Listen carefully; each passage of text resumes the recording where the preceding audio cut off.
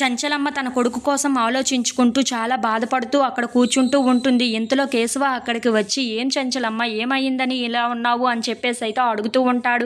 ఆ మాటలు వినగానే అక్కడ ఉన్న చంచలమ్మ మాత్రం ఏమీ లేదు కానీ మీరు పంతులు గారి దగ్గరికి వెళ్ళారు కదా, ఏమన్నారు అని చెప్పేసి అయితే అడుగుతూ ఉంటుంది.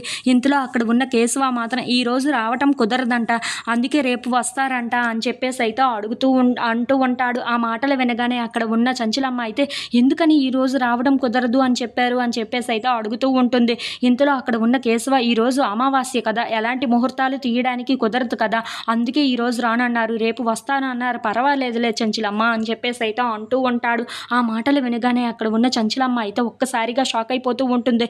ఏంటి ఈరోజు అమావాస్య అని చెప్పేసి అయితే అనుకుంటూ పంతులు గారు చెప్పిన మాటలు గుర్తు చేసుకుంటూ నీ కొడుకుకి ప్రతి అమావాస్యకి ప్రాణగండం ఇంకా ఎక్కువ అవుతూనే ఉంటుంది, ప్రాణగండం దగ్గరలో ఉందనే గుర్తు పెట్టుకోవాలి నువ్వు అని చెప్పేసి అయితే ఆ పంతులు గారు అన్న మాటలను గుర్తు చేసుకొని చాలా కంగారు పడిపోతూ చంటి వాళ్ళ ఇంటికి వెళ్తూ ఉంటుంది.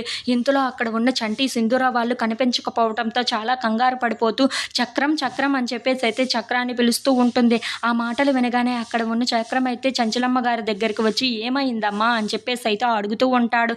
ఆ మాటలు వినగానే అక్కడ ఉన్న చంచలమ్మ మాత్రం చంటి సింధూర వాళ్ళు ఏరి ఎక్కడా కనిపించలేదే అని చెప్పేసి అయితే అంటూ ఉంటుంది. ఆ మాటలకి అక్కడ ఉన్న చక్రం మాత్రం వాళ్ళిద్దరూ సరదాగా బయటకు వెళ్ళారమ్మా అని చెప్పేసి అయితే అంటూ ఉంటాడు. ఆ మాటలు వినగానే అక్కడ ఉన్న చంచలమ్మ అయితే ఒక్కసారిగా చాలా కంగారు పడిపోతూ ఉంటుంది. ఇంతలో వాళ్ళిద్దరూ చాలా సరదాగా బయట నుండి వస్తూ ఉండగా ఒక కొమ్మ విరిగి కింద పడిపోతూ ఉంటుంది.